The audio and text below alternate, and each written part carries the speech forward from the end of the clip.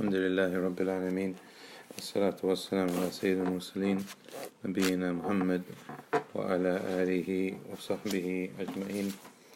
اللهم علمنا بعلمك واحفظنا بحفظك وارحمنا برحمتك يا أرحم الراحمين.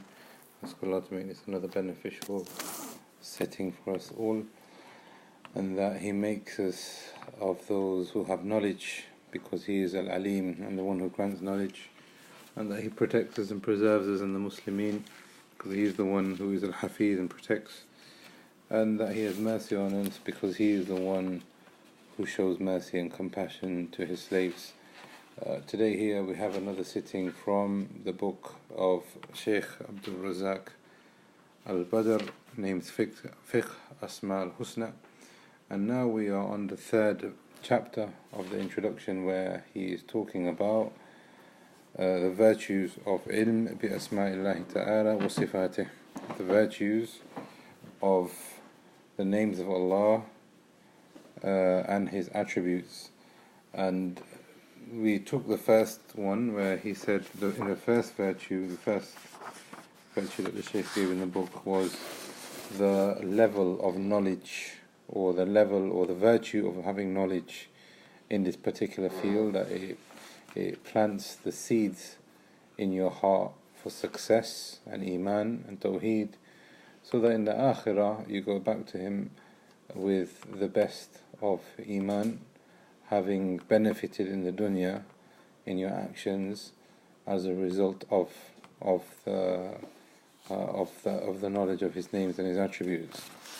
Last week we talked the second virtue, which is that Allah has taught us His names and His attributes through the message of the Anbiya, and this was one of the biggest things that the Anbiya had come with, which is to teach us the names and the attributes, and so that we can get closer to Allah. And the Shaykh summarized the da'wah of every single Rasul into three, that they came to teach us who Allah is and His names and His attributes and His actions, the path to get closer to Him, and the reward for those who do such.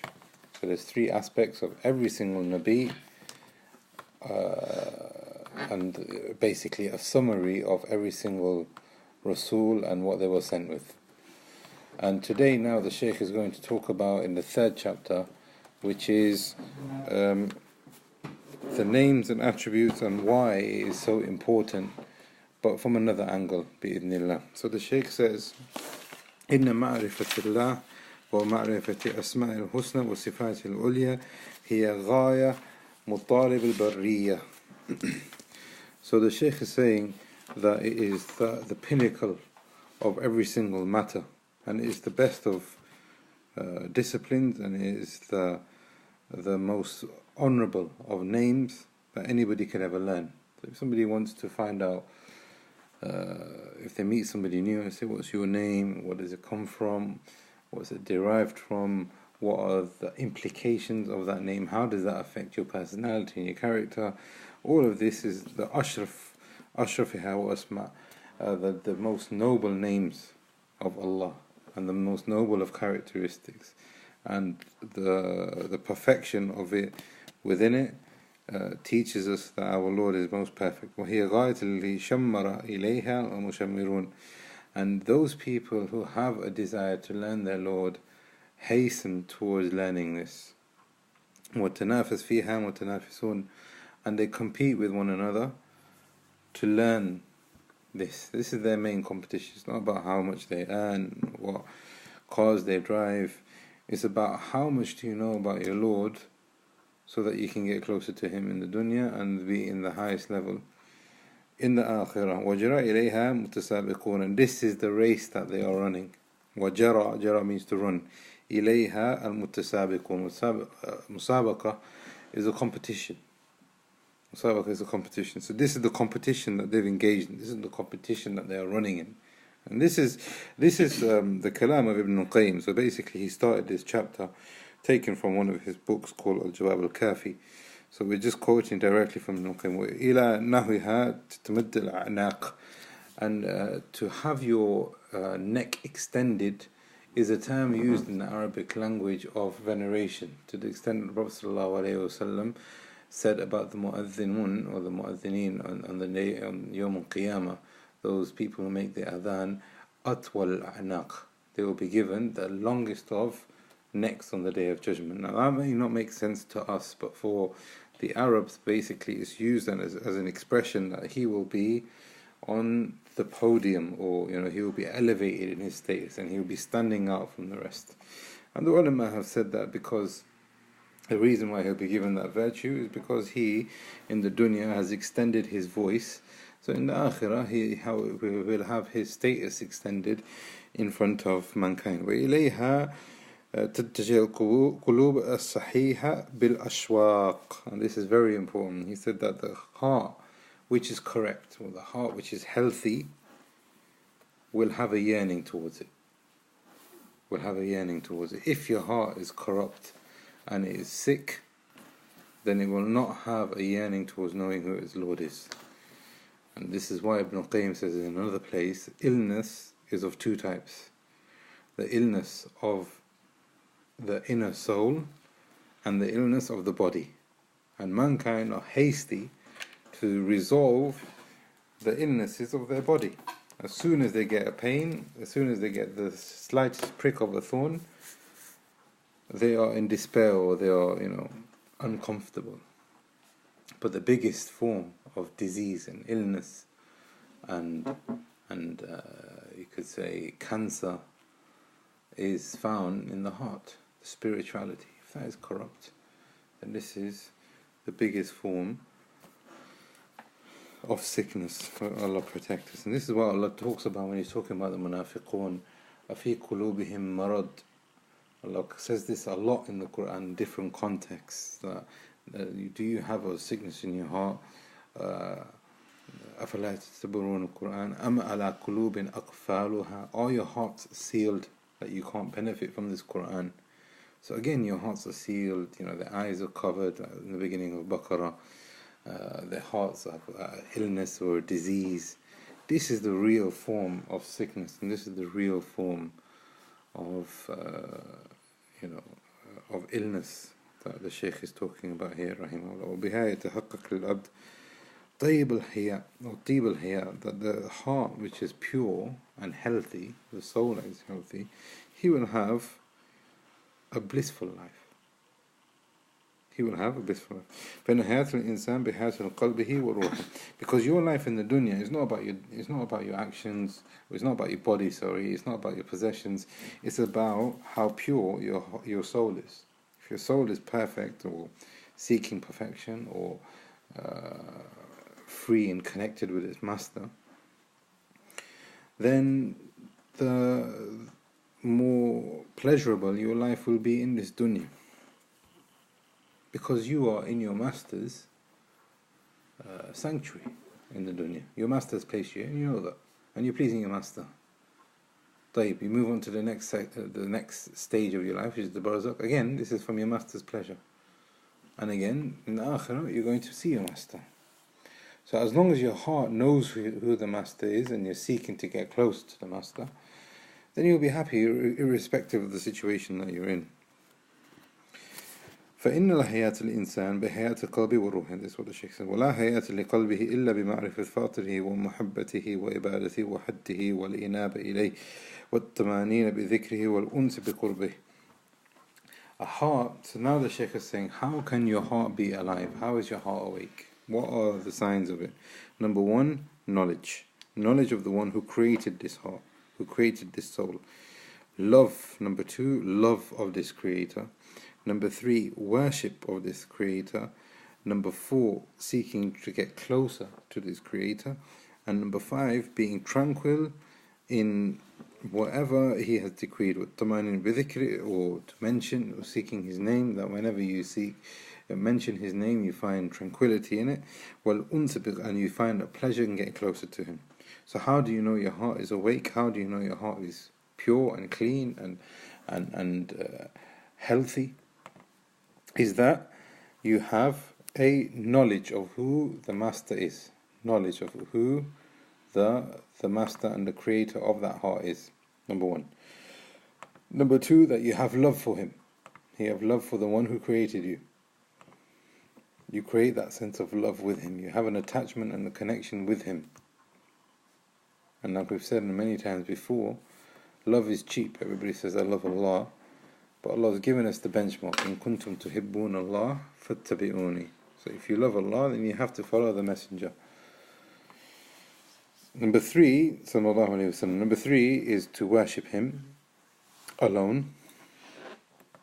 To worship him alone. This is how you know that your heart is correct and healthy. Number four, ever seeking to get closer to him. Ever seeking to get closer to him. Being sufficed by mentioning his name.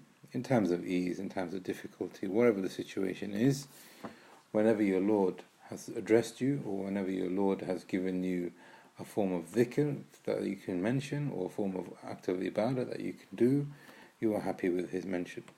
You are happy with him as your Lord, and Islam as your religion, Muhammad alayhi salam as your Nabi. And you always seek to get closer to him. And you always seek to get closer to him. And Ibn al-Qayyim says in another place, connected to this, which I think is very befitting in al-Fawaid, is that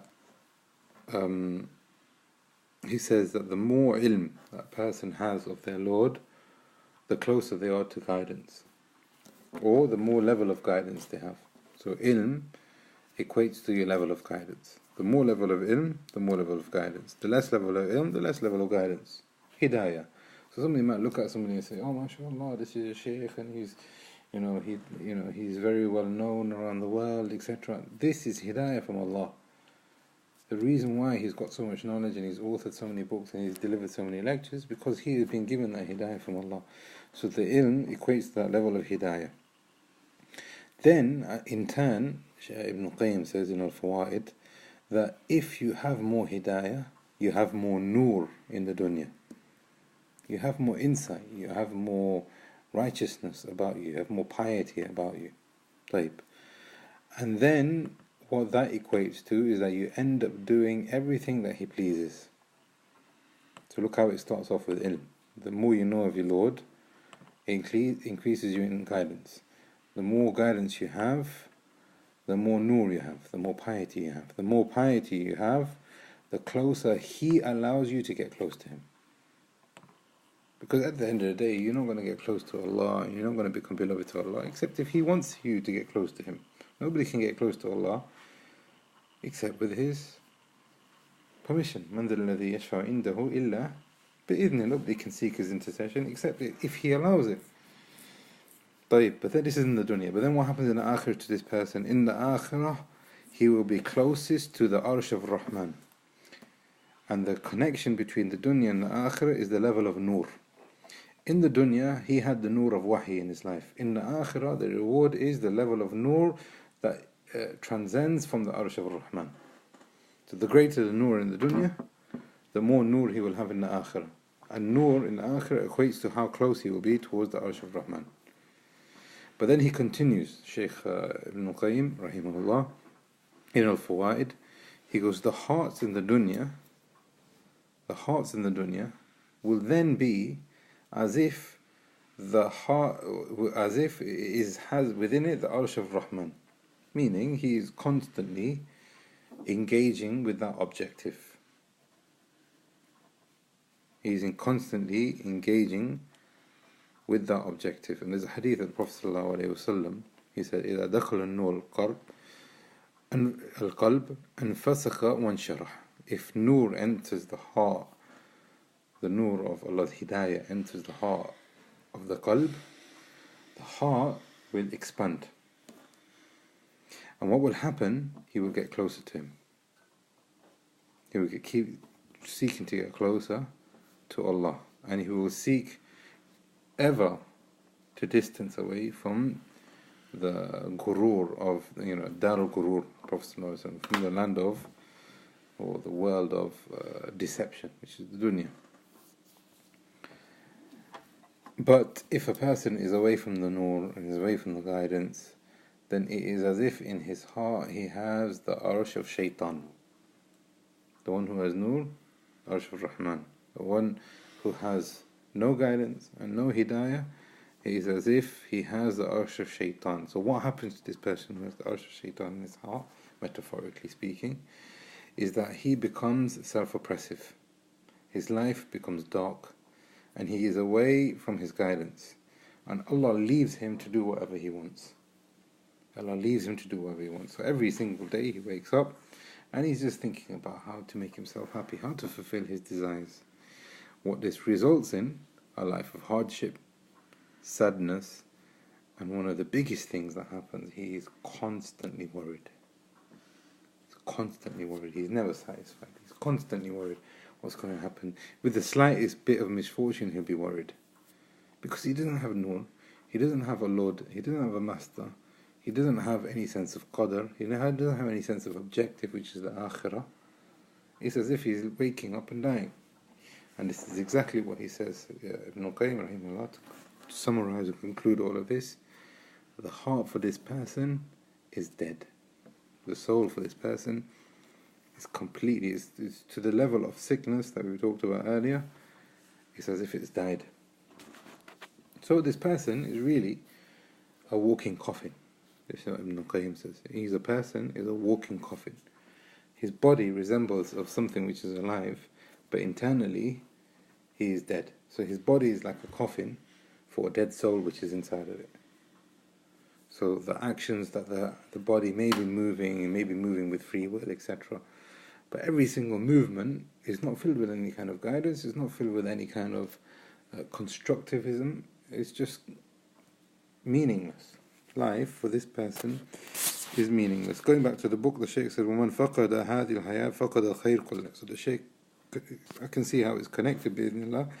He said that whoever loses this life of the dunya, then he has lost all khair. So this is very important, that the meaning of the dunya, it doesn't mean that we abandon the dunya. The dunya is needed for the akhirah. So sometimes people say, we need deen and we need dunya. Or sometimes they say that we need dunya, we need deen and not dunya. Or sometimes people say, this person's got deen and dunya. All of these concepts are completely incorrect. What they normally mean when a person's got deen and dunya is that he's a practicing person who's also wealthy. That's not the correct way of looking at it, and that's what Ibn Qayyim says. The dunya is needed for you to get your objective in the akhirah. وَلَوْ تَعَوَّدَ أَنْهَا بِمَا تَعَوَّدَ مِنَ الدُّنْيَا بَلْ لَيْسَ الدُّنْيَا بِأَجْمَعَهَا عِوَدًا عَنْ هَذِهِ الْحَيَاةِ. He said that even if you sacrifice this dunya, or if you get the whole dunya and everything within it, if you don't use it for its purpose, then you will not be successful in the akhirah. It cannot be substituted. This dunya cannot be substituted. That's how important this dunya actually is. So those people who indulge too much in the dunya, or those people who have no dunya, all of this is an incorrect way of understanding what the dunya actually is. This dunya cannot actually be substituted. If Allah's put you on this earth, He's put you on there for a reason. If He's given you a certain amount of rizq, if He's giving you a certain lifespan, all of this contributes to His everlasting ilm and hikmah for your place in the akhirah. Now within that bracket, you have to see, can you optimize maximum potential so that you can get the akhirah optimized? That's basically what it is. That's what Allah has decreed. And He knows this from you. So He's put you in this bracket. He's not giving you more, He's not giving you less, because He knows this is what you can bear. وَإِذَا فَاتَهُ اللَّهُ لَمْ يُعَوِّدْ أَنْهُ شَيْءٍ الْبَتَّةً. So the Shaykh concludes with this, is that if you lose Allah in the dunya, then you will not have any substitute for this in the dunya or in the akhirah. وَالْعَجَبْ. And what is really strange, that most people pass by life, they pass by the whole lifespan, they pass by time, and their hearts are always sealed from any kind of perfume. Any kind of perfume, connected to the akhirah. And they're not scenting, they can't scent the akhirah, they cannot smell it, they cannot find any kind of indication that there is going to be an akhirah, or that they prepare for it. They live in the dunya and they leave the dunya without any smell of it. They live in the dunya and they leave the dunya without any smell of the akhirah. So their lives in this dunya is just like the life of an animal. He's born, he eats and drinks, he sleeps, and then he moves on to another stage, which is, his death. And the Shaykh says, فَكَانَتْ حَيَاتُهُ عَجْزًا, and his life is full of incapabilities, full of restrictions. And his death is as if it's full of remorse and rejection. So when the death comes to this person, they will try to make itself pleasing to them, that they've had a good life, and at least I've done this, at least I've done that. Well, most of that is futile, because if you've not got this chapter established in your heart, in your life whilst you're alive, then it doesn't matter what you've done. And in the akhirah, he's just going to have misfortune. This is another paragraph from Ibn Qayyim talking about the virtues of seeking the ilm of the names and attributes of Allah. فَيَخْرُجْ مِنْ حَيَاتٍ وَذَاكَةٍ. So Abdur-Razzaq, Shaykh Abdur-Razzaq Allah, continues with the same kind of notion, where he says that if you live in this life and you pass away and you leave from this life and you've not tasted the sweetness of knowing who Allah is, having pleasure in knowing who your Lord is, finding attachment and connection, knowing who your Lord is, having a sense of enjoyment, knowing who your Lord is, having virtue and the bliss that you can get from it, from having who your Lord is and having his Tawhid, and not having any sense of trying to make him happy and going back to him, then your life and your heart is sealed, and you will not benefit from life at all, no matter how wide your rizq is, or no matter how expanded the dunya is made for you. And what happens to this person is that many different paths are opened for him. Many different paths are open for him. And this is why the ulama said that ihdina sirat, sirat means one. It's not plural, it's singular, sirat. It can only be one straight path. But Allah says in the Quran, فَتَفَرَّقَ عَنْ سَبِيلِهِ وَلَا تَتَّبِعُوا السُّبُلَ. Don't follow the subul. Subul are many paths. So there are many different paths to misguidance. And this is what the Shaykh is saying here, that he will find many different paths open for him, but he will never be guided to that one that actually matters. So he might move from one path to another path to another path. So maybe he'll be finding joy in one particular aspect of the dunya, then he'll move on to another aspect of the dunya, then he'll move another aspect of it. But his heart, the mere fact that he's moving on and he's not on the Sirat al-Mustaqim, shows that his heart is not happy with that path. So he moves and seeks another one. Whereas the one who has tranquility with knowing that Allah is his Lord and is his Master, and he knows Tawhid and he seeks to get close to him and his names and his attributes, then he will be sufficed with the straight path, no matter how difficult the dunya becomes. فَمَنْ حَرَصَ عَلَىٰ أَنْ يَكُونْ هَمُّهُ وَاحِدٌ وَهُوَ اللَّهُ وَطَرِيقُهُ وَاحِدٌ وَهُوَ بُلُوغُ رِضَاهُ. So if a person knows and he has his impetus is Allah and he is his one Lord, then he will know that his one Lord only has one path, and on that path is paved with his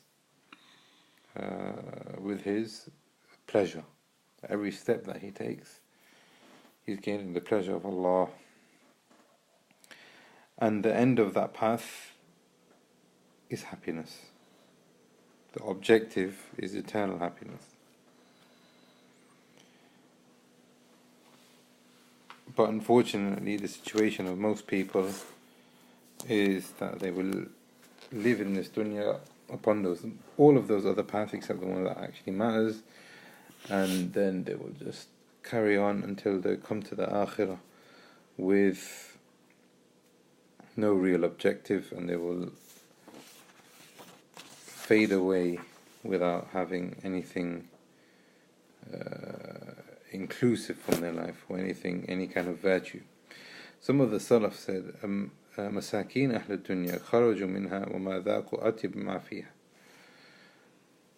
That the poor people of the dunya that left the dunya, and they didn't actually taste the sweetness of the dunya.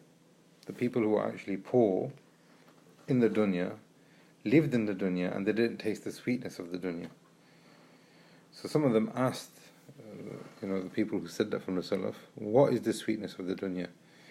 The sweetness of the dunya, they said, is to know who your Lord is, how to gain His love, how to get closer to Him, and to seek His meeting, to seeing His face and His reward.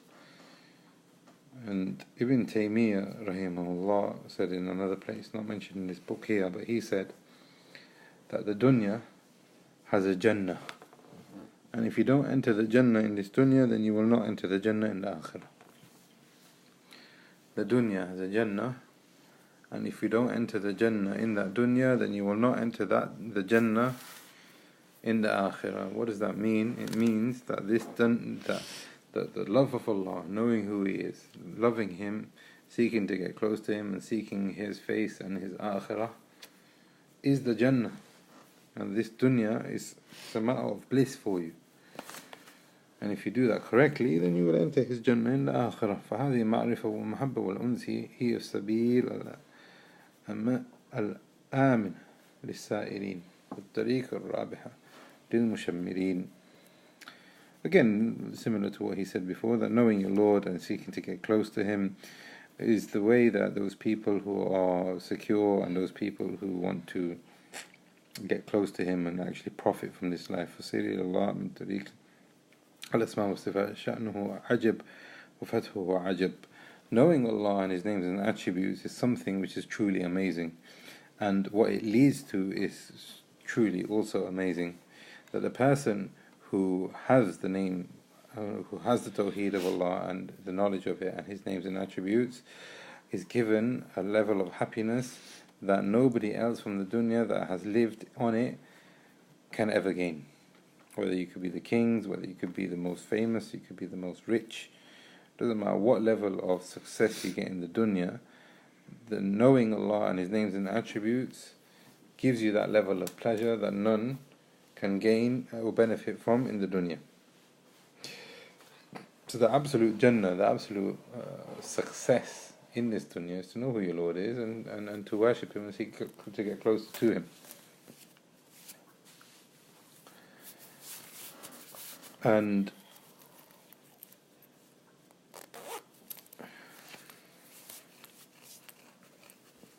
then the Shaykh continues, he says, وَسَبِيلُ هَذِهِ مَعْرِفَ يَكُونُ بِإِسْتِحْضَارِ الْمَعَانِ وَالْأَسْمَاءِ. The only way, so now we've talked about all this virtue. How do we, what's the practical way of getting there? How can we gain this virtue that you've been talking about?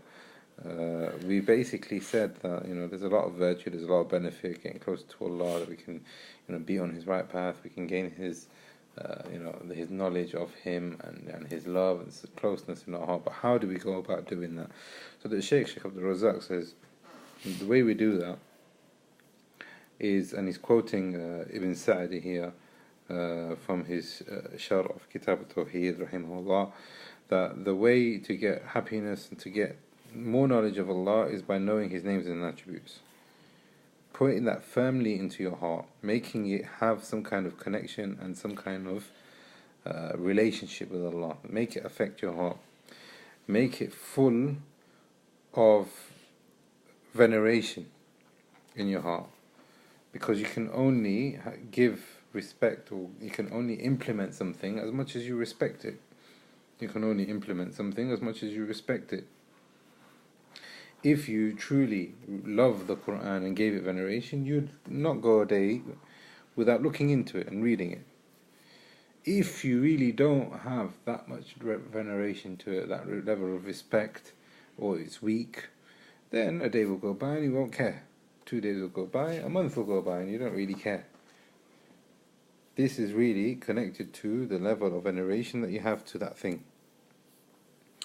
So the Shaykh says that now think about his glory, his power, his beneficence, his magnitude, his the way he does things, the wisdom behind the way he's created and the way he decrees. Put that all in your heart, and then get other names like he is al-Jamal, he is beautiful, he is al-Barr, he is the most compassionate, he is wal-Ihsan, wal-Rahmah, that he has, he loves khair for other people, and he has rahmah towards people, he has mercy towards people, and put that all in your heart, and put that with a level of love for him. And remember all of these things and think about meeting this Lord with these names and attributes. Imagine meeting your Lord, the most glorified, the most beneficent, the most the biggest, the greatest thing, as well as the one who is the most beautiful, the most compassionate. And put that in your heart and say that I love this Lord of mine and I want to meet him and I give thanks to him every single day. This will set the seed for you and set the tone for you going forward in benefiting from his names and attributes. What Asma is, and then the Shaykh continues, Ibn Sa'di rahimahullah. And there's other names as well, like he is the most powerful and honourable and wise and knowledgeable and all able to do all over things. Then what will happen with that is that your heart will be full with submissiveness. And with names like that, he is all knowledgeable and that he is ever aware and his knowledge encompasses all things and that he is watching over things, then your heart will know that your Lord is over you, watching you. So Ibn Sa'di is continuing to say that categorize the names. So the first category was names of magnitude and power, and that will put awe towards Allah. The second category, like Jamal and Barr and Ihsan and Rahmah, will have a level of love towards Allah. There are certain names will bring love towards Allah. I think, subhanAllah, how merciful, how beautiful Allah is. So then you have love towards that thing that is beautiful to you. And then when you have names like, he's powerful and he's all knowledgeable and he's all able, then you will be submissive towards him. Your heart will become submissive to him because you are subdued. You know that you are a subdued slave. But then when you realize that he is all alim and he has knowledge and he is ever watchful, then your heart will realize that you are being watched by your master. And this will not lead for any kind of discrepancy to enter your heart. Your heart will be constantly moving between these categorizations of the names of Allah. Your heart will be constantly moving towards the categorizations of the names of Allah. So the fourth kind is where you realize that Allah is watching over you, with names like Al-Alim and Al-Basir and Al-Sami'. He is watching you, you can hear everything. And this is what implants the veneration that we were talking about of the names of Allah and His attributes in the heart of the slave. And then he acts upon it in the dunya, and this is how he becomes a perfect slave, the more he grows in this. And this gives him the life and the ruh and the soul of Tawhid in his life. And this obviously then feeds things like ikhlas and iman for him to rise, etc. But it all stems from the fact of the level of respect and veneration he gives to Allah and His names and attributes from the first place. If he just thinks of it as a side thing, or yeah, I know it, but it's not really important, or yeah, I know his name is Rahman, but he doesn't really actually know the meaning and the implications and the actions of Allah that come with it, etc., then he's not really given it veneration. If he's not given it veneration, then he's not going to benefit from it. If he's not going to benefit from it, how do we benefit from it? The way that Ibn Sa'di has said here is you categorize them.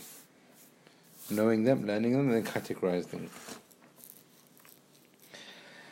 طيب. So then Shaykh Abdur-Razzaq ends the quote there from Ibn Sa'di, and he says, وَهَا هُنَا يَنْبَغِي أَنْ يَعْلَمْ أَنَّ مَعْرِفَةُ اللَّهِ سُبْحَانَهُ وَتَعَالَى نَوْعًا. It's very important now for us to put a disclaimer that the knowledge of Allah, or knowing Allah, is of two types. Ma'rifa iqrar. And this ma'rifa of knowing Allah is for people who have Tawhid and people who don't have Tawhid.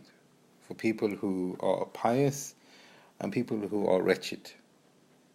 People who are obedient and people who are sinful. Because at the end of the day, all of us are slaves. Whether we realize it or not, whether we admit it or not, there comes a point in your time, even the atheist will say, oh God. Or they will, turn to our higher being. This kind of knowing of Allah exists upon all humans, whether the person is a believer or not a believer, a person is obedient or disobedient, a person is pious or wretched. This is the first categorization. The second categorization that the Shaykh Abdur-Razzaq is saying here, مَعْرِفَةُ تُوجِبَ الْحَيَاء مِنْهُ وَمُحَبَّةً لَهُ. The knowledge of Allah, which then feeds a connection, which gives life to your heart and love to Allah, and seeking to get closer to Him. Having a sense of fear and awe over Him, and seeking to get closer to Him, to actually have that connection and love. It's not just about being subdued, it's about actually pleasing Him, because He's the one who gave you life. The whole reason why we are here is that so we can make Him happy. But why? At the end of the day, He's going to give you an everlasting bliss. He doesn't need to do that. If He destroyed everything in the whole universe, it'll be out of His hikmah, it'll be out of His qudra. And the hadith of Prophet said that if He was to destroy everything that He ever created, that would even be just, because we are all self-oppressive. But despite that, He has sabr with us, He has love for us, He has mercy for us, so that we can go to Jannah. So the first one is that all of His creation know of His existence. But the second one, which is khas for those people who have iman, they know of His existence, but there is a connection.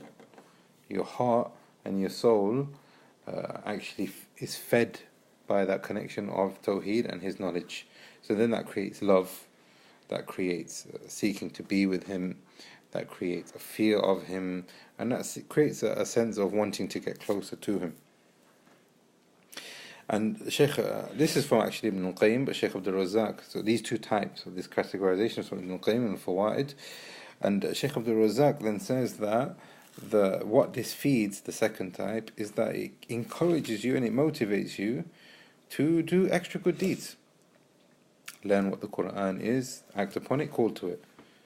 Learn what Hidayah is, act upon it, call to it. Learn what disobedience or what doesn't please Allah, stay away from it and warn against it.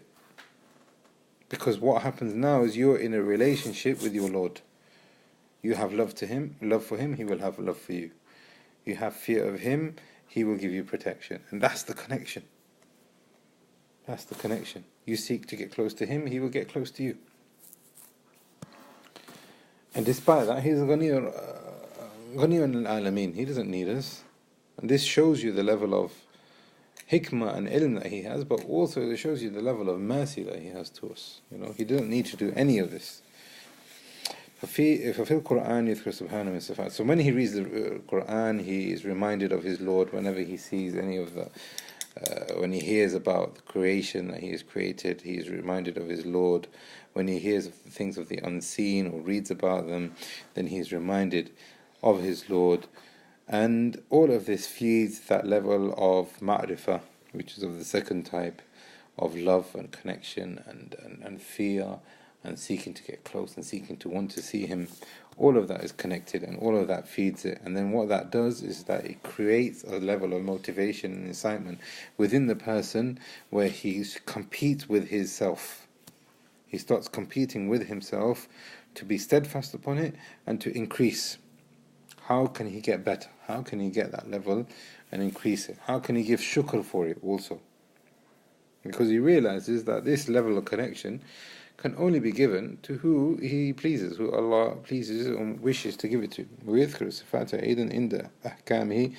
And this is not only when it comes to Tawhid, but also when it comes to the ahkam, when it comes to rulings.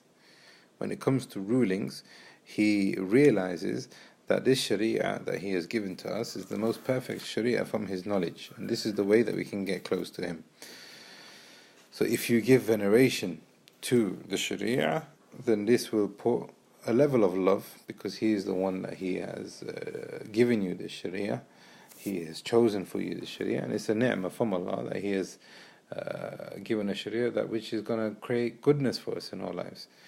And if you have the tawfiq to act upon it, then this will also create a level of love and connection also.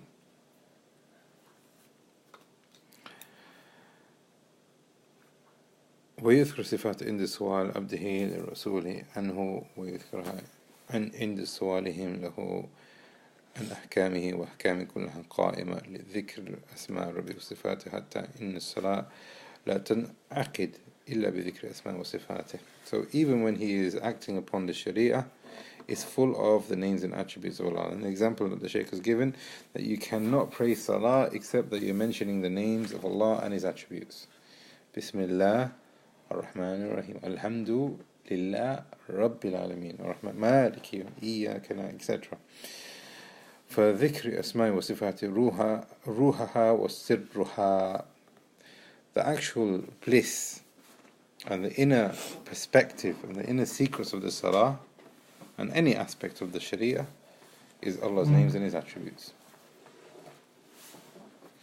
And this is what upholds the whole of the Sharia, His names and His attributes. This is again from Ibn al-Qayyim. وهكذا شأن في جميع الطاعات وأنواع القرب. That any kind of good deed that you want to do for Allah, to get closer to Allah, it is not possible except if you have a name or attribute of Allah connected to it, or that the inner secret, the inner perspective, or the inner objective of you doing that action, any action within the Sharia, is except to name the mention of Allah. فمعرفة الأسماء والصفات أساس السعادة ومدخل لكل خير. So the conclusion of this all is that this chapter is basically being about how can you live in the dunya. The first chapter, what were some of the virtues of learning the names and attributes. The second one, what was the sending of the Prophet sallallahu alaihi wasallam. So it's as if chapter number 1 is La ilaha illallah, and the second chapter is Muhammadur Rasulullah, and the third chapter is now talking about us in the dunya. What is the connection between the names and attributes and us and the dunya? And the Shaykh concludes by saying that all kinds of happiness and bliss can only come about in your dunya if you have the names and attributes of Allah instilled firmly within it. Ask Allah to make this another beneficial sitting for us. Allah gives us a tawfiq to act upon it. إنه ولينا ذلك وقادر عليه. هذا والله أعلم وصلى الله على نبينا محمد وعلى آله وصحبه أجمعين.